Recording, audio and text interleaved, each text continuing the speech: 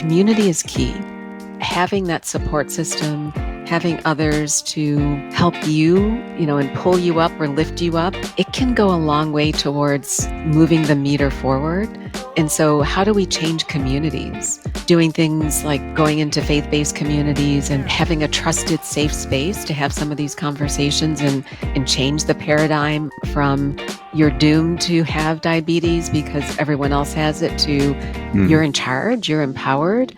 And by what you eat and what you do, you can shift the tide from generations into a different trajectory. The choice is yours. You have the power to shape your life through the choices you make today and the choices you make every day. But ultimately, you have to choose you as a priority. You have to embrace your ability to move forward with power, courage, and intention. I just want to share what I have learned over time so that other people can share it with 2 or 3 other people.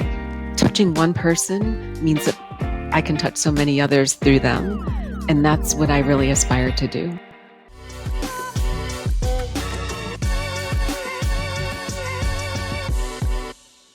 Hey, Po. Rock, how you doing? I'm good, man. It's really good to see you. I'm always excited to be here with you. Yeah, feeling lots of energy for our next interviewee. Today's guest is a friend of mine, a good friend of mine, and we've been on her podcast. So this has been a long time coming. Her name is Daphne Bascom, Dr. Daphne Bascom, and I met Daphne through, and we'll talk about this, the American College of Lifestyle Medicine. But Daphne wears many hats, and I would say she wears them with grace and skill. So Daphne is a certified health coach, and she's currently the coaching team leader with the Vegan Gym. She's also the founder of Wingman Wellness, which is a dynamic training company aimed at empowering people to take control of their health. And as I mentioned, she hosts her own engaging podcast, Perfectly Planted, their co-host Besame, where they delve into the intricate aspects of health and wellness and how to plant seeds of positivity throughout this world. Her career, Po, I'm so excited that she goes through like all the different aspects of it, but she's been the vice president of population health for St. Luke's Health System in Kansas City. She was the senior vice president and medical director at the YMCA in Kansas City. She's worked for Cerner Health System. She was the chief of clinical systems for the Cleveland Health. And her academic credentials are just sort of unreal. She did her residency and fellowship in microvascular and reconstructive surgery and head and neck surgery at Oregon Health Sciences. And she has her PhD from Oxford in physiologic sciences.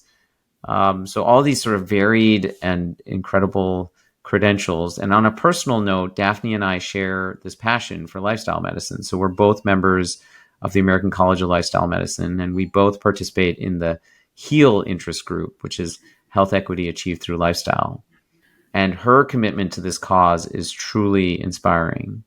So with such a diverse and rich background, today's conversation with Dr. Bascom is, I know, insightful and full of learnings. So as we explore her journey and her extensive knowledge, I hope it sparks motivation in all of you in your own journey towards better health. So, Po, without further ado, let's dive into this health feast with the inspiring Dr. Daphne Bascom. Daphne, welcome to the Health Feast. It's such a pleasure to have you here today.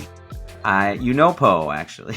I don't have to introduce you guys because Po and I were actually guests on Perfectly Planted, your podcast, which I'm sure we're going to talk more about today. But it's just, it's so cool to have you on because I've gotten to know you now over the last couple of years. First through ACLM and the HEAL initiative, which I'm hoping we talk about a little bit about today.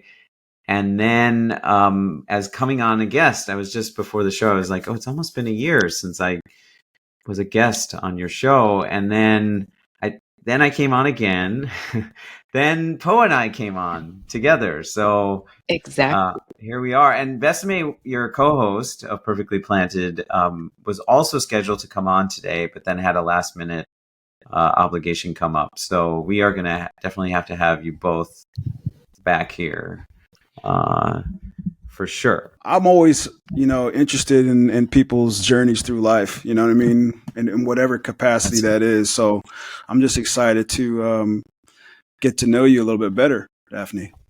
Thank you for being Thanks. here. Thank you both. I'm excited. I follow your podcast, so it's an honor to be a guest and excited to be talking with both of you again. Oh, awesome. Thank you. And Poe brings up a great point. We both love hearing people's stories. I think we always get excited when we have a new guest on just to hear their story. That's usually where we start. We call it your origin story. What key moments would you pick out from your life that tell the story of how you got to where you are right now? Oh my gosh, that is a huge question. It is a huge question. We spend a good amount of time usually on the origin story because it's foundational and it gives you an opportunity to reflect on that journey. I was raised in a typical American household, not necessarily focused on plant-based nutrition. We were omnivores, but always had an interest in health and wellness indirectly. I mean, we had a vegetable garden when I grew up, so I was blessed enough to be able to grow cucumbers and spinach and tomatoes. But I think the biggest influences in my life, if I could probably reflect on them, would be my parents. Both from when they were younger and really encouraged me to participate in my health in terms of sports, eating well, and then helping them navigate toward end of life, which is a whole nother story, and which is where the word wingman came from. And my dad, told me I was his wingman because navigating healthcare is a morass. And so he would always say, what do people do if they don't have you as their wingman? So we can put that as maybe even another podcast. The other mentor I had was Dr. Clyde Herod, who was my mentor in the honors program at the University of Buffalo. And Dr. Herod was always someone who pushed me to do more than I thought I could do. So he challenged me about getting my PhD and challenged me about getting my MD and always made me realize that you're not constrained by what you think you can do. It's how do you chart the path to get to where you want to be. And so, one of the earliest things I remember in starting the honors program at the University of Buffalo was one of our professors, Dr. Privatera, walking back and forth across the front of the room saying, find good mentors and learn from them. And I think that's been key on my origin story. That's such wonderful, amazing advice. Find good mentors.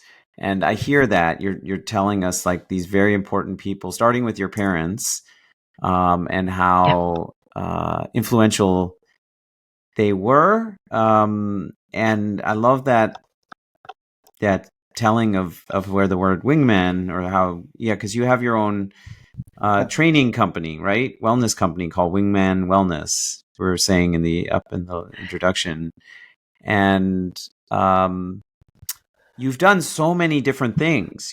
I just want to like kind of track through your educational career. Could we do that? Because sure. Okay, so starting with college, where were you for college? I studied biology at the State University of New York at Buffalo. Wow. So that was the program you're talking about just right now, the honors program. The honors program, yeah. Okay. So another topic, but I am probably, and I was actually thinking about blogging about this. I am an example of affirmative action in life, and that I probably got into UB as part of their affirmative action strategy.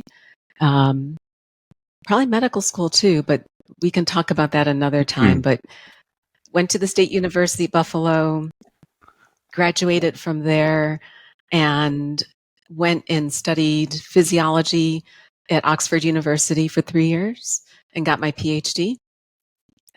Came back, spent a year working in healthcare administration while I applied to medical school, and matriculated at the University of Pittsburgh Medical Center, where I did both my medical school and my residency in the Department of Otolaryngology, head and neck surgery. Okay. With back proceeded from Pittsburgh. Sorry. I love how you just throw in, I did my PhD at Oxford, like as a footnote. And then you're like, and then I did, it's like, whoa, like what was that about?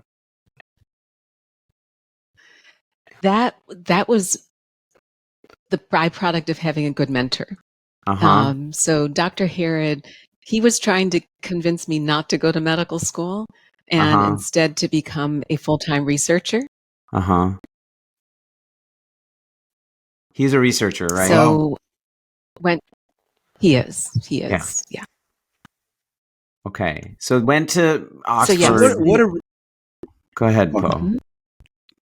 No, go ahead. I want to go ahead and continue finishing with your education. Well, no, I want everybody to know, like, yeah, this is insane. No, not insane, but like, I mean, quite because right. And then you went to medical school, and then you know, you specialized in a very technical, very, very challenging area, you know, very fine, precise surgeries that they're doing in head and neck surgery. And what was going on in your sort of head at this point, like in terms of thinking about your career or what you wanted to do, because you had so many up until this point, like different experiences with research, with. So I wanted to do a little bit of everything. You're correct. After I did my fellowship in microvascular head and neck reconstruction at Oregon Health Sciences University, so was out in your direction, in Portland, Oregon, and then took my first academic position at what's now, it was at the time University Hospitals of Cleveland, where I had the ability to spend some time in research and some time in just clinical practice. And so, you know, I've always had the benefit of having just wonderful people believe in me. So spending some time growing my practice and doing research was a huge challenge. But in my head, I wanted to do it all because there were so many problems.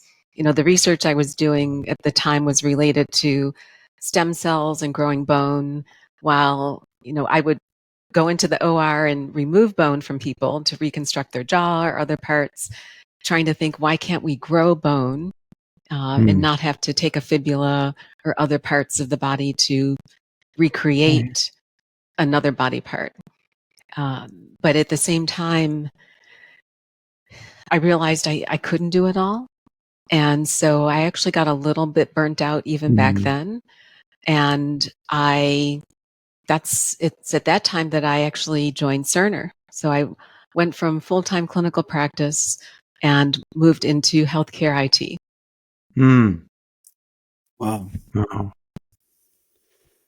So I'm just curious. I got a question. So it sounds like what I'm hearing is like mentors. You mentioned that you keep saying mentors, and I just wanted to know, like, what in your early life, what got you sort of inspired to get into this field of work, and at what point did you realize that you needed mentors to sort of guide you?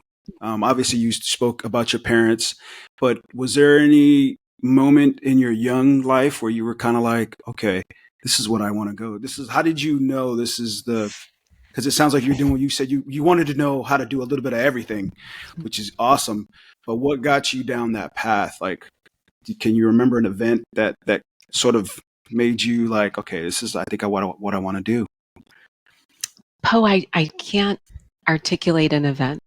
My mom and dad used to tell me, I remember getting I actually got a nurse bag for Christmas one year, and I stole my little brother's doctor bag.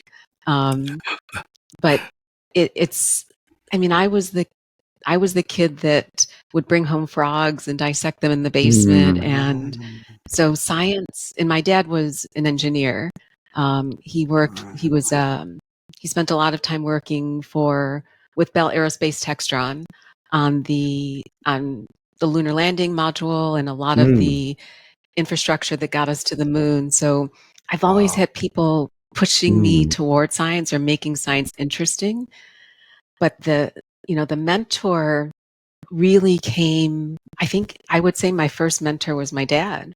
And, he helped me get my first job when I was in high school and just really helped me realize that you can go further together with other people than trying to do everything alone. Right. Yeah, totally. 100% agree. I think that's beautiful. So your dad was sort of like your first inspiration in regards to having like mentorship or understanding the value of having a mentor. Yeah. Wow. There's a quote on our website. If you want to go fast, go alone. If you want to go far, go together. And I would agree. It's a proverb that I don't know who said. It's like but yeah, that's what I thought of. That's beautiful. So going far, and I also hear just this intrinsic curiosity that you had even as a child. Yeah. Right, it's that curiosity that I think has driven you in so many different directions. You're sort of like, oh, that seems very interesting. Let me go do a PhD in that. Yeah. That seems very interesting. Is there a master's program? Like these school recruiters probably love you. Like you go to a fair and you're like, I want that certification and I want that. Because then the big pivot, right?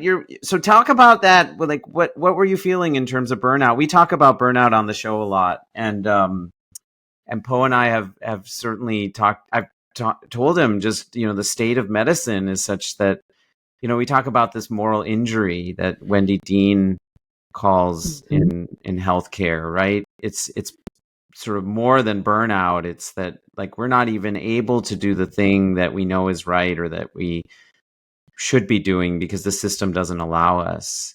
So I wonder, were you experiencing any of that or what was going on in your head? Because then you shifted to, I think you said healthcare IT.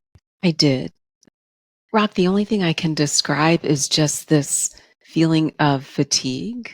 I mean, I loved my patients, and I was the kind of physician that the administrators probably hate because I would sit down and I would want to talk to them. And we don't get paid to actually spend time talking to people.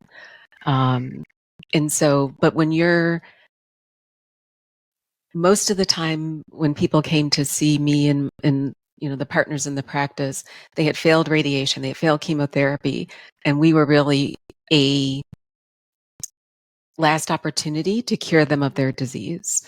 And so it's hard to spend 15 minutes with someone to say, oh, I'm going to chop off part of your head, I'm going to take part of your leg, I'm going to throw it up here. You may never taste again, you may never swallow again, you may have a laryngectomy, you could have a trach. You still may die within the next 5 years.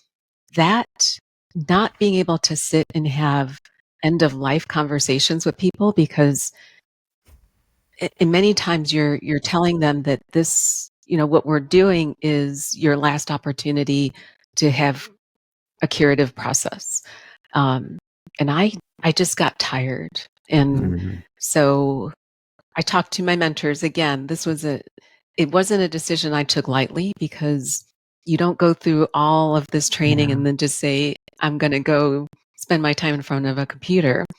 So I talked to one of my mentors from my residency, and he gave me great advice, which is you'll probably impact more lives taking this route than you would just from the panel of people that may be coming into your practice. And so it was Dr. Jonas Johnson that I spoke with, And there was this fear of, am I no longer a doctor if I'm not laying hands on, I'm not in the operating room? But I needed to fill my cup, because if my cup isn't full, I can't give to others.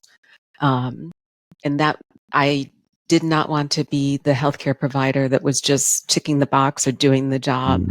It had to be, every time someone died, a piece of me died. So I decided I needed to do something else. Wow. Yeah, that's amazing. I mean, just for you to realize like you were, fatigued of dealing with this part of the job that's so draining on your spirit, it sounds like, and you just realize that you probably have a bigger impact on what you currently do. And how is that? I'm curious to that. Like, what does that look like when it's what you currently do? How is that fulfilling for you now, today, and not as draining on you? So today, my whole goal is to keep people out of the healthcare system. I don't want them coming to see, if I can keep them out of the hospital, I've done my job.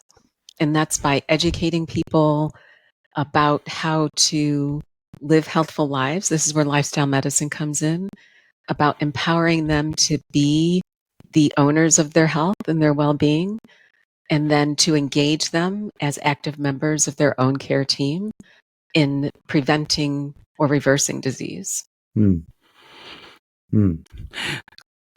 you think that there's going to be a shift in medical care, or just medicine, or is it slowly changing now? Like, what are your thoughts on how the medical system is and how it's slowly changing? And I love the idea of, if you keep people out of the hospital, then you've done your job. That really sets in with me, because I mean, we go to the hospital when something's going on with our bodies that we don't understand or anything like that. So, my first question would be: do you feel a shift in the way medicine is going, or just the medical field in general?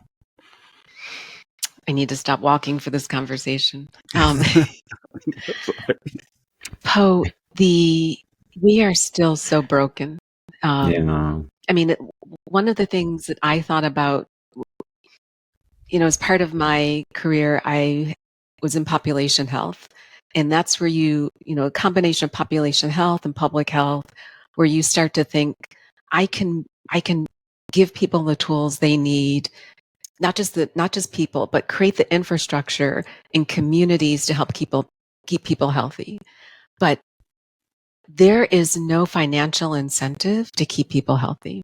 So it doesn't benefit the healthcare system. It doesn't benefit the pharmaceutical system. It doesn't benefit the insurance agencies. It doesn't benefit the PBMs. There's a whole slew of reasons why we've been talking about value-based care. We've been talking about population health. We've been talking about preventing disease for I don't even know how long. And we have not moved the needle forward. And it's because there is a misalignment of how money is moved across the healthcare system. And healthcare has become a business, not a place where we keep people healthy. There's no money in healthy people. There's many more dollars available for people that are sick and part of the sick care system. Wow. Yeah, I mean, I totally can. Yeah, I mean, I get it too, because there's too many hands in the pot. So like, even like you're just talking about the medical side, there's no money, but that also goes to the food too. The food, there's also people involved with the food. Oh yeah. Don't even get Daphne. Don't even. I mean, the two feed into each other, right? Like, they're multi-trillion-dollar industries that like create the disease, and then patients become dependent for medications to manage the disease. Not treat the disease, not cure the disease, not reverse the disease, but manage it. all about managing it. To your point, that's what then feeds the coffers. And yeah, I Yeah. keep coming back to it, but I want to hear. So you went from health IT, and then, so what was that Uh-huh. role like? And then how did you, because you kept going. I mean, right? So, um, I mean, I am very fortunate because again, I think with mentors, I've never been afraid to try something new. So I spent Yeah. several years working for Cerner, then Cerner, by the went to way, work for Poe, Cleveland is, Clinic. I just want to Poe, Cerner is like the one of the largest, probably the second largest, like electric medical record system Yeah, that's used by doctors' Got offices it. and hospitals all over the country, actually all over the yeah. Okay. world. So you were what did you do there? I was part of a team of physicians that helped with implementation, consultation, and I mean, my time at Cerner was amazing because it was around the time when, we were a lot of the big effort to implement electronic health records. So, spent a lot of time in the US, spent a lot of time abroad. It was a very formative learning experience for me to understand about technology, how it can impact Mm, health, learning some leadership skills that we aren't taught necessarily in medical school. It, I learned a lot during the years I worked for Cerner. mm, And I left Cerner and went to work for Cleveland Clinic. And while I was there, I worked both in the IT division, and then also was part of the medical operations team as I spent more time at Cleveland Clinic. And while I was there, I also had the opportunity to work with their Wellness Institute, mm. which was right up my alley in terms of, this was Dr. Roizen and his team that was initially starting to focus on lifestyle as a way, as a self-insured organization, as a way to focus on our employee health, and then using that as a model to help employers in the Cleveland area improve the health of their employees. Mm. So I learned a lot of the fundamentals of lifestyle medicine while I was in Cleveland and carried that on. I actually went back to Cerner um, in a different capacity. And then while I was at Cerner, was on the board of the YMCA of Greater Kansas City, and they were looking for someone to drive their population health strategies. I don't think people realize that the YMCA delivers a, a multitude of programs that are focused on preventing and That's right. reversing disease, such as the diabetes prevention program, blood pressure self-monitoring programs. So I left Cerner, went to work for the Y, and which was another incredible opportunity to understand about community. How do you connect Yeah. communities? How do you engage with communities? What are the factors that, both from an equity perspective, just looking at the dividing line in Kansas City related to, on this side of truth, people live to be X age. On this side of Yeah. truth, their life expectancy was 10 years less.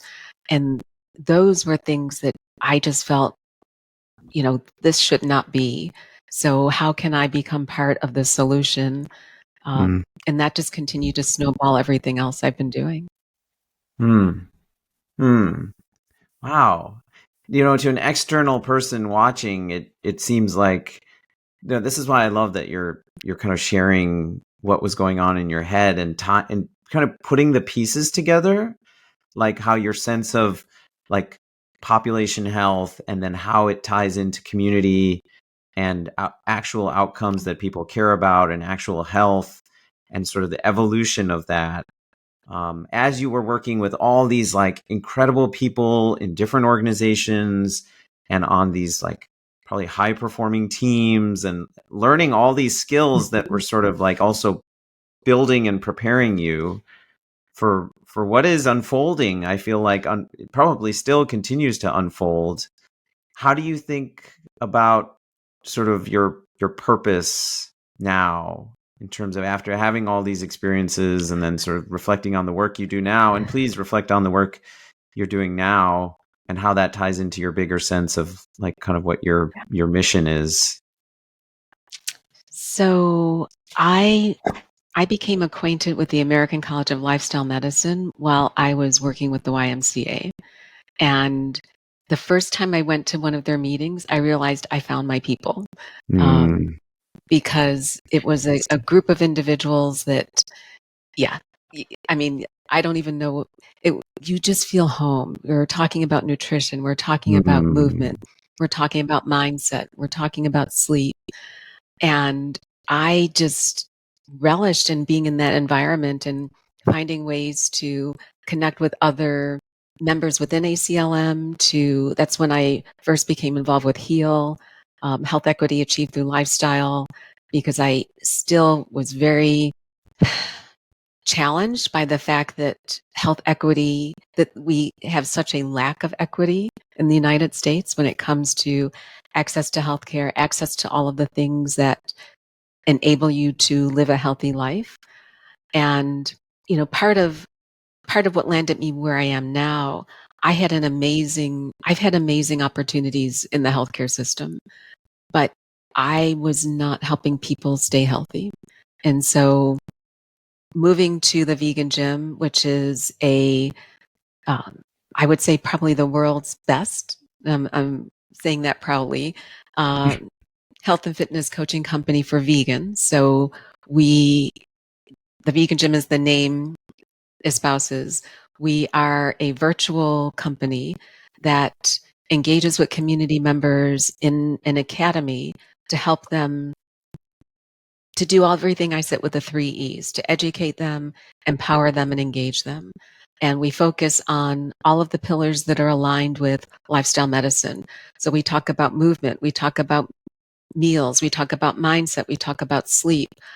And it's not a gym in the sense that you're just physically active, but it's the gym as a metaphor for life, because you get stronger in the gym. And when we engage with those who come in through the academy, we give them the tools they need to become stronger, to become advocates for their own healthcare. But it's also to drive our mission, which is to impact the lives of 1 million vegans, to make them as healthy and fit as possible, so that we can continue to spread this mission of, health in terms of eating plant-based, impact on the environment, and reducing the cruelty to animals. Wow. I gotta check this out. I've never heard of the vegan gym, but you got me curious now. I want to know. I want to learn a little bit about more about it actually. The vegan gym is, I want to say, 5 or 6 years old. It was founded by two brothers, Leif Arneson and Anders Arneson. And Leif, he came to veganism as a byproduct of his own cancer journey and the realization that no one ever talked about nutrition as a way to prevent disease.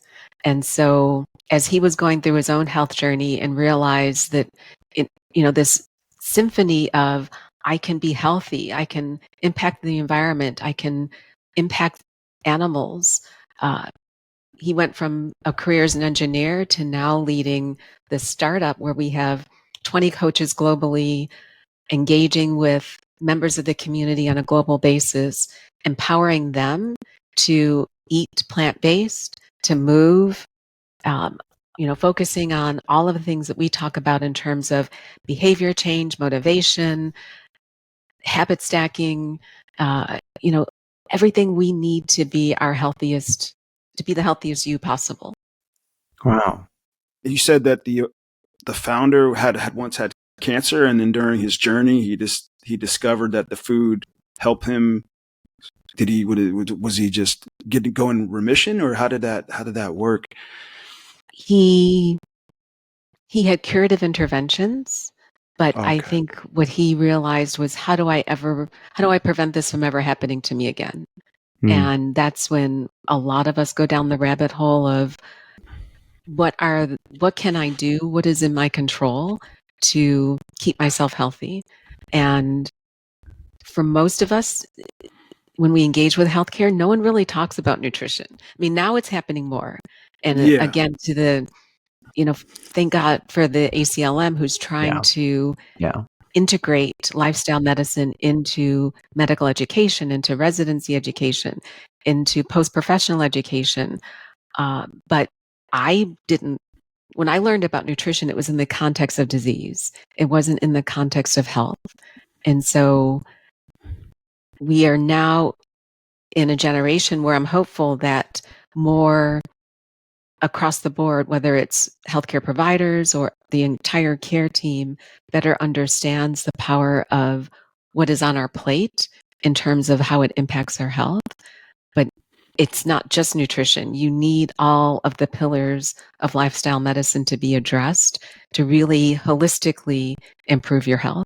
Yeah, absolutely. And Got Daphne it. and I, that's how we met. We met through ACLM. It totally resonates with me when the first time I went to the conference, and I think it was in 2018 for me. And I already had the sense because I was studying to get certified that year. And I was like, yeah, this is like, it was the first time I enjoyed studying for an exam. I would look forward to it. I'd be like, I'm learning stuff that I really like want to know. Like I would be watching, I would be reading about this anyway if I wasn't studying for this. So, and then I went to the conference and it just felt, yeah, Lori Marbit, like she says, it's like the Energizer Bunny. Like it just kind of recharges you. And she's like, Yeah. go to these conferences and you have this hope and optimism for the future because you started the conversation Yes. telling Poe like how broken, and I agree with you, how broken our healthcare system is. It is so broken. And you have this like remarkable light, I would say, this light in the midst of darkness coming from the ACLM and the Heal initiative. I was hoping you could, maybe talk about that a little bit more. That talk a little bit about the role of lifestyle medicine and health equity. So HEAL stands for Health Equity Achieved Through Lifestyle. And the mission with HEAL, which is an initiative that is strongly supported by ACLM, is to heal, HEAL, our communities by delivering health equity through lifestyle medicine strategies. And so different populations in different communities have different health outcomes, particularly those that are under-resourced or underserved in various ways. And one of the most common manifestations of the health disparities is the variance in the prevalence of some of the most common lifestyle-related diseases: hypertension, diabetes, overweight, obesity. And many of these are driven by uh, a lot of the factors that we used to call commonly the social determinants of health. And it's related to your access to healthy food, your education in terms of what are those lifestyle factors that you can impact, such as movement being physical activity or just walking. But it's, how do we change the built environment? So how do we make safe spaces to walk? How do we make sure that people have, they're not living in areas where they have to take 3 buses and 2 Ubers to get healthy food? But HEAL is trying to bring together, engaging with multiple members of the community, having community conversations and understanding how we can impact communities at multiple different levels to give them the tools they need to be healthy. Can we engage with historically Black colleges and universities to provide our upcoming health professionals with the education they need to impact their communities, both at the university level and when they go out into practice? HEAL has another arm that is working on ensuring that providers have the tools that they need at the point of care in a culturally relevant, culturally appropriate manner, so that you can have the conversations with your patients that you need to have, and you can, give them something to take away with them, whether it's an example of, here's a healthy recipe in Chinese that you can take home and make today for your family.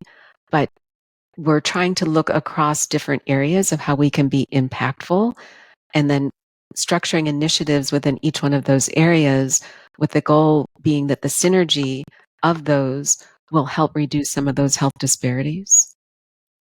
Hmm. Mhm. And Poe, Daphne and I, by the way, like work on, she's talking about like one of the subgroups of Heal is making practice materials. And so up until I think just last month, Daphne was leading. Now you're the secretary, I think. I have the pleasure of being the secretary. I work with two wonderful physicians, David and Kadira, who are the co-chairs of HEAL, and I support them as the secretary. David Bowman and Kadira Huff. And yeah, incredible. Yeah. It's been incredible to be a part of that group. It's honestly one of the things that like kept me going through the pandemic was like that group. And right, because Kept all of us going. yeah, Mhm. because in the midst of like so much that was happening, and also just this broken healthcare system, to convene with people who are doing work all over the world, really all over the country, all over the world, working on this issue, it really is light in the midst of so much darkness. And I would just say it's just had a transformative effect on the organization too. Like it's a movement within the organization. We call these member interest groups, but this is so much more than that. And I think it speaks to the organization and also just lifestyle medicine in general being like this sort of evolved state of healthcare. It speaks to, not just that these are people that are interested in these things, but we look at the world differently. We look at like there's a sort of difference in consciousness almost. And so when you come to these conferences, I feel like you can feel it. There's a sort of this vibration in the air. Anyway, that's for Poe. For you, you should come to the next one. It's in Denver. I don't know why it's in Denver in the winter. That I will ask the the question. I will ask the question. Who thought that was a good? Anyway, Why not but Orlando in the winter? yeah. But anyway, that's an aside. Okay. No, I just want to say it's been incredible. So Poe, we worked in this practice materials group, and Daphne was leading it up until last month. Now she's helping to lead the entire group. And just I have to say, like, so now I understand like how you're so methodical and organized and thoughtful. And I'm like, okay, she did all these things and like has had all these experiences. Like, it goes back to what I was saying. Like you've gained all these skills and like I feel like your origin story is like a Marvel superhero who like goes and does all these things and right, and is also like super jacked and like, and it's like on every level, right? So is there? That's right. Oh my god, yeah. So what is it, do you think about like what you want to kind of on a bigger level create in this world, or like is that just sort of evolving and unfolding? I mean, Rock, I guess I resort to, if I do the right thing, all the rest will follow. I can't say that there's been a grand plan for any of this. I really have always followed just my instinct to say this is the right thing to do. But to your point, if I had not done, everything has managed to build upon the other, and it's been an amazing journey. I think my biggest goal now is to continue to help the vegan gym grow, because I think that what we do in just coaching. So I coach myself, and working with people every day on sharing what I know. And, it's what my dad really challenged me to do. How do you become the wingman to so many other people? How do you give them the knowledge that you have so that they're not struggling with their health, so they're not struggling with navigating healthcare? Because Dad joked, I moved him close to me after my mom died. And so I did a lot of the cooking for him. And he said, you probably gave me a couple extra years because I had to eat your food. But, I just want to share what I have learned over time so that other people can share it with 2 or 3 other people. Touching one person means that I can touch so many others through them. And that's what I really aspire to do. And trying to do that with this amazing team at the vegan gym is, it's where I get up every day energized to do the work I do. That's awesome. I was going to ask, like, so when you started the podcast, talk to us about that. Like, what made you decide, okay, we're going to do this podcast? I don't know where I got the crazy idea of starting a podcast. But so Vesime was a client of mine. Before I joined the vegan gym, I've been coaching people through Wingman Wellness just off and on for about, she and Marty, I've been working with them for over 7 years. So in Vesime wasn't always, she didn't start out as a vegan. And it was, I think, around the time that I was starting the podcast and she was realizing just how impactful all of these life changes had been for her and her family, that she's like, I need to share this. We need to tell people. And so I interviewed her on the podcast and then she became my co-host. Wow. Sounds very similar to us, huh, Rob? Yeah. That's true. And it's called Perfectly Planted and Spreading Seeds of Positivity. And I think it just goes back to what you were just saying, which is like, you look at your time on this world now as like, how do I spread this to more people? And so is that sort of where the name came from too? We wanted to plant the seeds. Yes. So the seeds may not grow tomorrow or the next day, but if we can talk to someone and 3 weeks, 3 months, 3 years from now, they bring it all together and they make impactful lifestyle changes, then we planted the seed that will grow. And so we're planting some seeds that sprout now, and we're planting some seeds that sprout years from now. But the planting seeds of positivity and empowerment was really what we wanted to do with this podcast. It's been a journey. Well, if people want to find you, where should they go? And we'll put all these links in our show notes.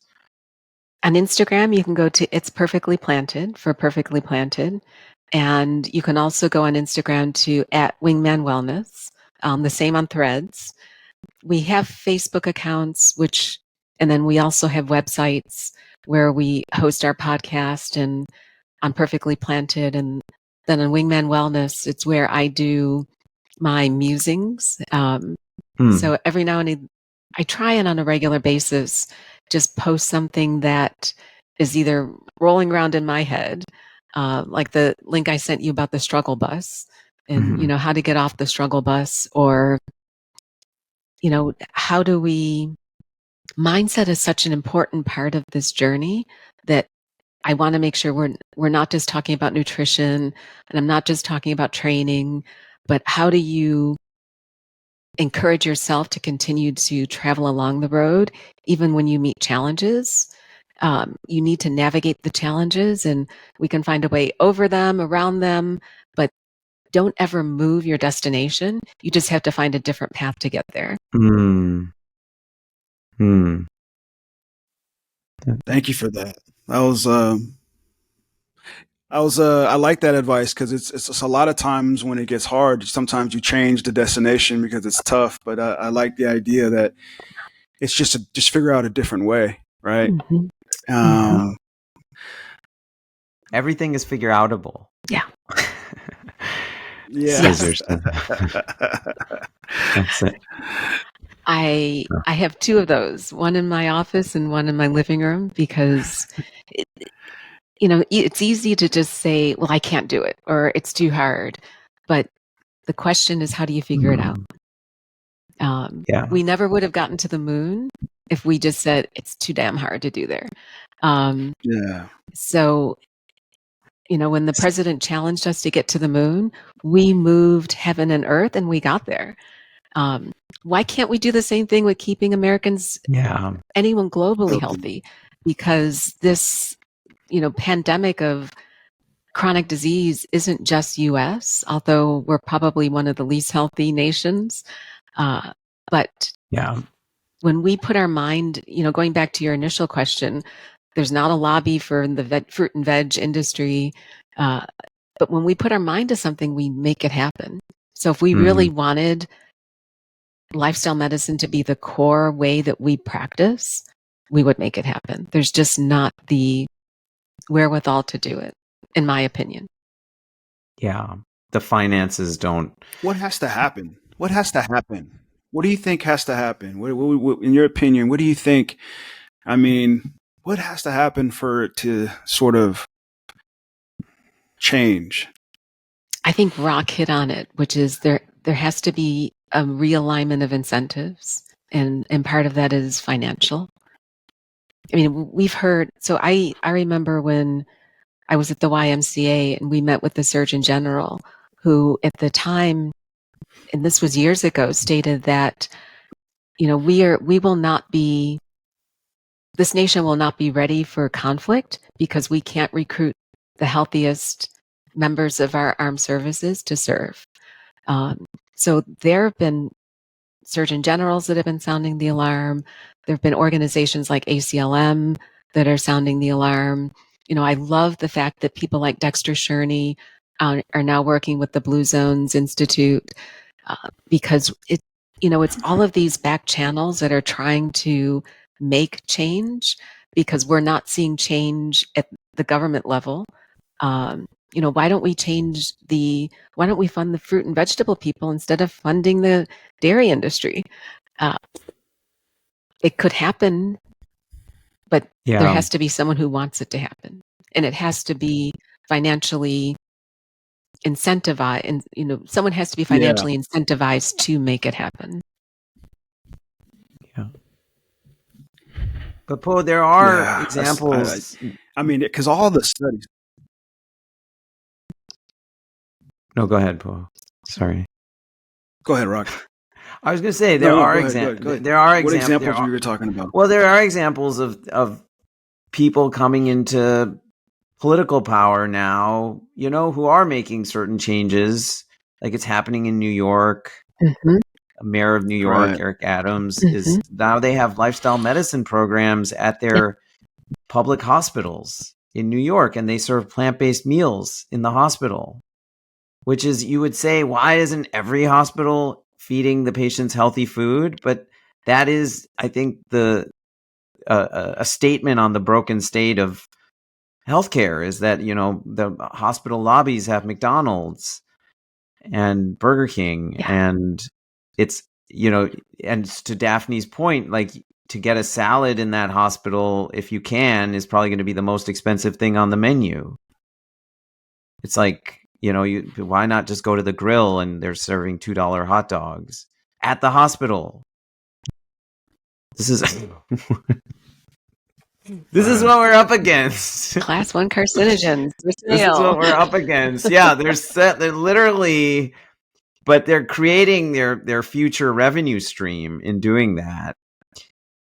As messed up as that sounds, right? It's not how they're looking at it, but there's no financial incentive for them to serve healthy food. There's no financial. Now that's changing.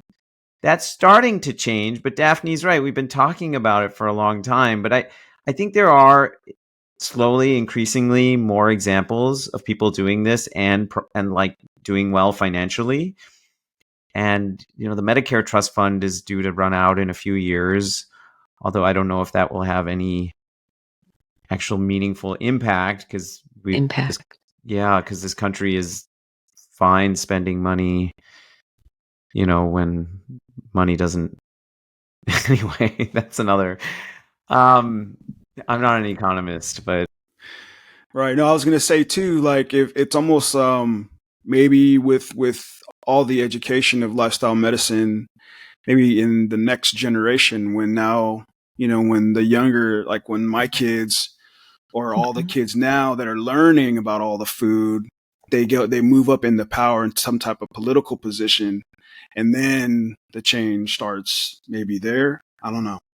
Yeah. Because I definitely think, like, veganism, plant-based eating, I mean, it's been around for a long time, but I also, with the way social media is and how things go viral, and I think information is just widely available now. It doesn't necessarily mean it makes a big change, but I feel like with more information out there, the education of people now wanting to learn more about what the food is doing to their bodies, it could happen in the next, maybe the next generation will be able to change that.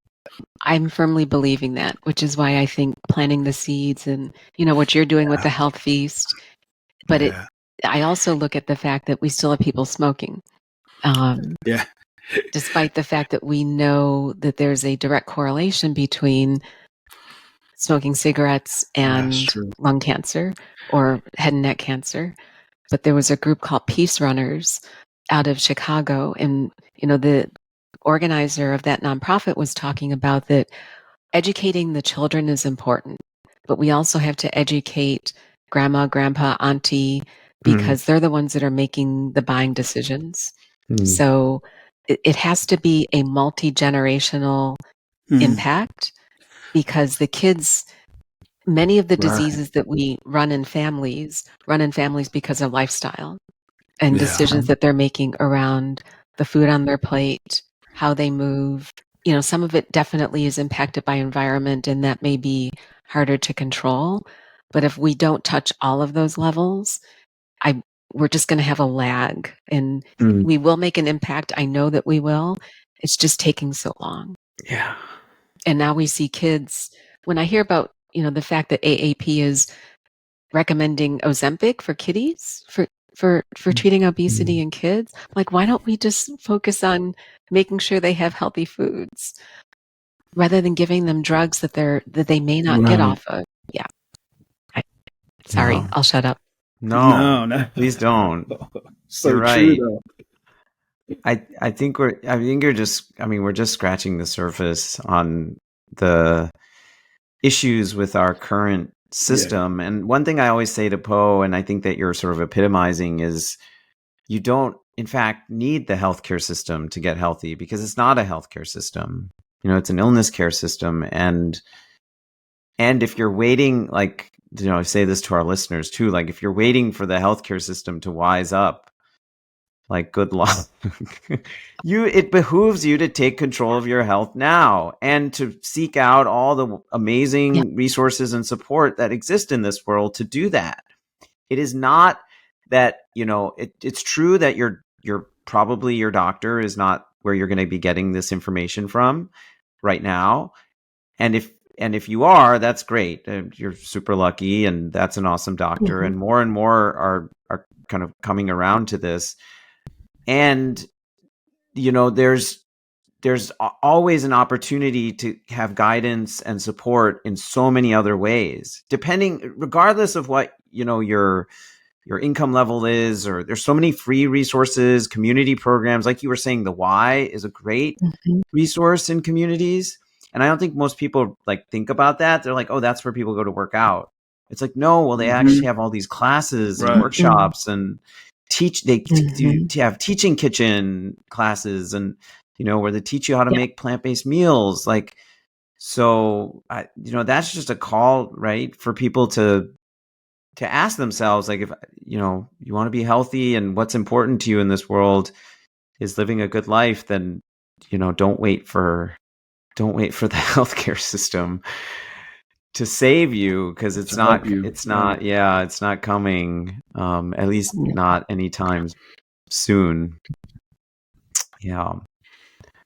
But that's why, I mean, one thing I love about what you're doing, because it also goes back to community. And I know that we touched on this a little bit, Poe, when you were on Perfectly Planted, and we see the same thing within the Vegan Superhero Academy. Community is key.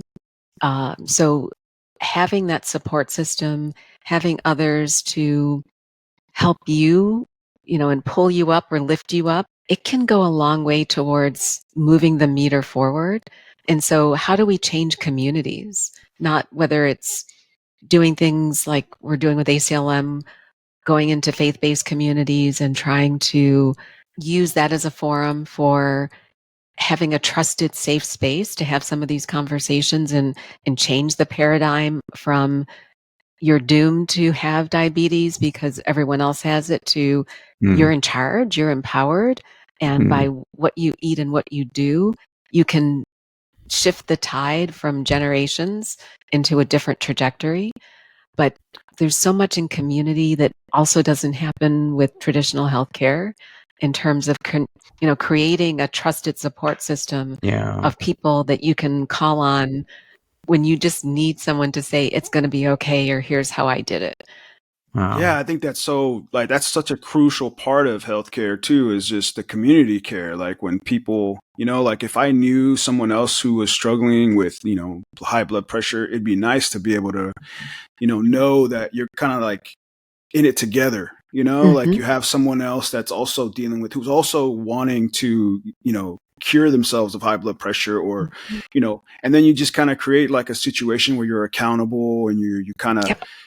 Hey, let's go for a walk and kind of create a sense of community within the healthcare system where people, becomes like an accumulative thing that everybody kind of helps each other out,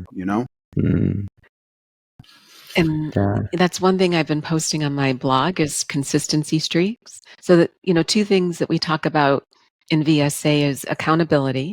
So we try and encourage accountability within the team, but also consistency. No one's going to be 100%. There is no perfection. But the more consistent you can become with the making these little changes, doing that 1%, becoming that 1% better, it adds up over time because it's not going to be, you don't have to go all in tomorrow with upending your lifestyle to try and reverse or prevent disease. Yeah. It's what's one thing you can do tomorrow that will make a difference. Right. Percent. And that can starts with your meals, but just having someone that you can call upon when you're struggling with something and they kind of get what you're dealing with. That's something I think that's missing, that I think should be part of how to change healthcare system, would be some type of community accountability, would kind of nice to have. Yeah. We're with you. Daphne, we ask one question to all our guests. If you were coming to sort of the health feast, you've been invited to the health feast, and instead of bringing like a dish of food, everyone's bringing their sort of piece of advice or a way of being, a reflection on that. What might you bring to the health feast?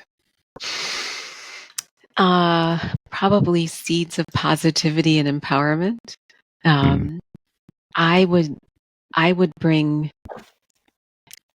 try and share with everyone who's at the feast that the choice is yours. You have the power to shape your life through the choices you make today and the choices you make every day. And you have people like Dr. Rock and Poe and myself and Vesame here who are willing to help guide you along the journey. But ultimately, it's going to be hard. You have to choose you as a priority, but you have to embrace your ability to move forward with power, courage, and intention, but that you have the power, you have the strength, and that we believe in you. Yeah. Wow. Love it. Thank you for that. Yeah. Thank you for the just. And then I bring my incredible... chocolate chia pudding. Perfect. All right. Poe, at some point we have to actually host a health feast. Yeah. We keep asking our guests what they'll bring, and now we'll have to have an annual health feast. Daphne, you will definitely have to be there. That would be cool. Yeah. that will be cool when we do it. I mean, you left so many other. I mean, just our whole talk today. I mean, just from mentorship to the wingman to being to planting seeds of positivity. I mean, those are all like if you would have said nothing, I would have got a lot from this from our conversation. Yeah. It's but thank Well, you so thank you much both for for being here having me today. on today. Yeah, it was beautiful to hear your journey and your trajectory, and I just feel like there's so much more to the story, and it's beautiful to just to be watching it unfold. Yeah. Same. So Agree. I'm And sure I know that we are going to continue to unfold together. I was gonna say I'm sure we'll be on each other's podcasts again, so this won't be our last conversation. No, definitely There'll not. be many more, many more. Okay, I want to thank everybody who listened, who's watching, and you can visit us at thehealthfeast.com, or we're at The Health Feast on Instagram. And appreciate you. And thanks. Have a great week, everyone. Okay. Thank you. See you later.